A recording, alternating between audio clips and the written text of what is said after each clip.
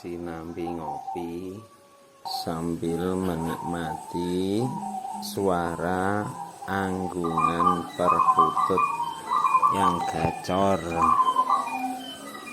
Memang perkutut itu dapat dijadikan sebagai kelangenan hiburan kita di rumah. Jika di rumah kita ada suara perkutut, maka seakan-akan lebih hidup suasananya, ya, lebih ayem, tentrem, karena memang terdengar suara dari perkutut yang merdu.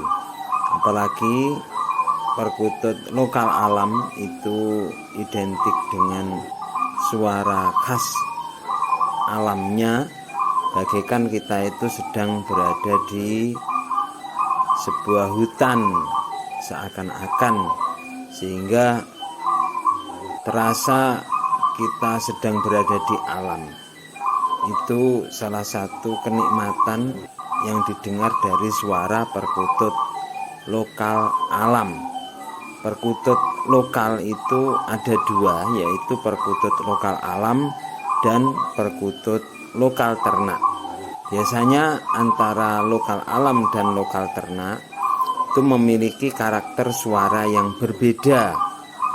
Kalau lokal alam itu lebih ke arah suaranya kecil, nyempling, kristal.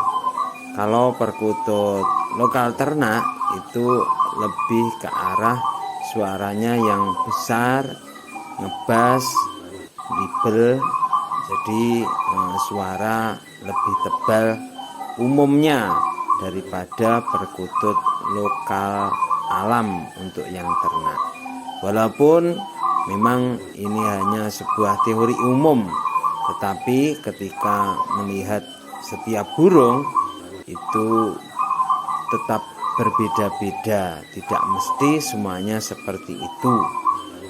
Bahkan burung perkutut itu keunikannya adalah ada 100 burung perkutut, maka juga ada 100 suara yang berbeda.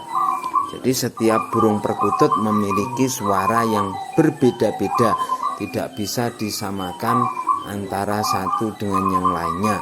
Sehingga jika kita memelihara misalkan 100 burung perkutut, atau tidak usah banyak-banyak, misalkan 10 burung perkutut, maka ketika burung perkutut itu bunyi, nah kita pasti akan tahu, oh yang bunyi itu perkutut yang di sana, yang bunyi yang di sana, yang bunyi yang di sana. Itulah keunikan dari burung perkutut. Jadi setiap burung perkutut itu memiliki karakter suara yang berbeda-beda. Secara umum karakter suara burung perkutut itu ada yang engkelan, ada yang double, ada yang triple, atau paling tidak suara engkelan yaitu suara pendek, ada suara tengahan, dobelan, ada suara yang panjang. Baik itu perkutut lokal maupun perkutut Bangkok, paling tidak ada suara yang pendek seperti itu, engkelan, ada suara yang tengah-tengah, ada suara yang panjang. Nah, dengan suara itu mana yang paling bagus?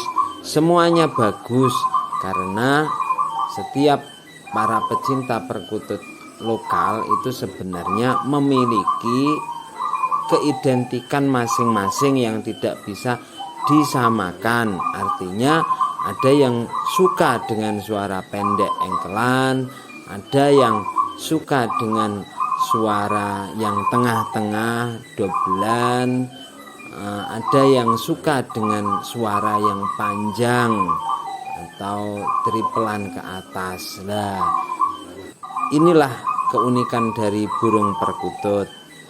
Baik suaranya engkel, double, triple, ya, pendek, sedang atau panjang, semuanya ada pecintanya masing-masing, dan tidak bisa kemudian kita menjustis mana yang paling baik. Cuman kalau untuk lomba itu berbeda. Kalau lomba perkutut lokal alam itu biasanya yang dinilai hanya ketukannya, masalah suaranya nanti tebal, tipis dan lain sebagainya. Ya, lagunya itu tidak dipertimbangkan. Yang dipertimbangkan hanya jumlah ketukan saja. Berarti seperti perkutut lokal alam yang kita dengarkan ini memiliki ketukan yang banyak ya. Nah, ini bisa menjadi salah satu dari penilaian yang bagus untuk lokal alam. Jadi jumlah ketukan saja. Ini untuk perkutut lokal gacoran.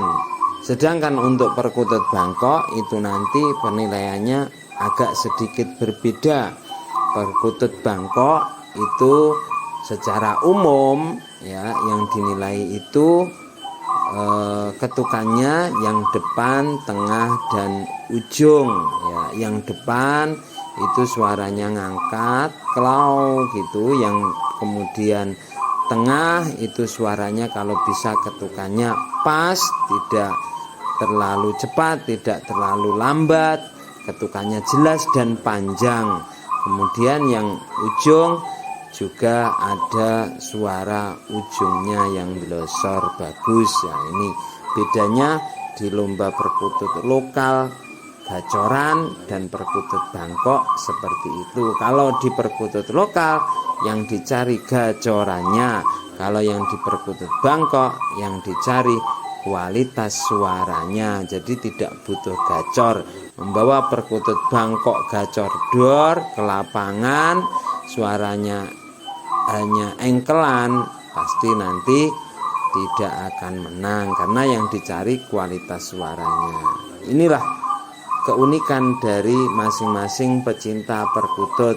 Ada yang pecinta perkutut lokal, ada yang pecinta perkutut Bangkok. Semuanya itu orang-orang yang mencintai perkutut. Jadi tidak usah dibeda-bedakan karena masing-masing perkutut itu memiliki keunikan masing-masing. Bahkan dalam hal suara ada 100 perkutut maka ada 100 suara.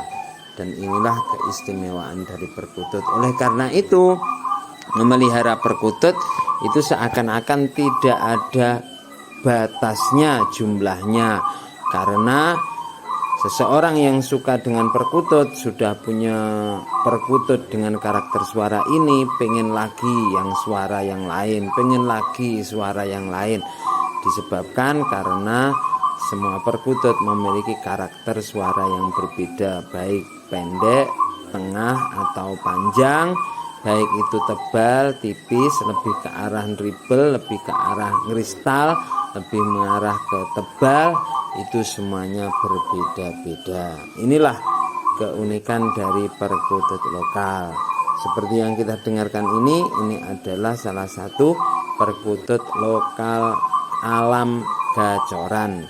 Lokal alam memiliki karakter suara seperti yang kita dengarkan ini, yaitu suaranya kristal, kemudian suaranya itu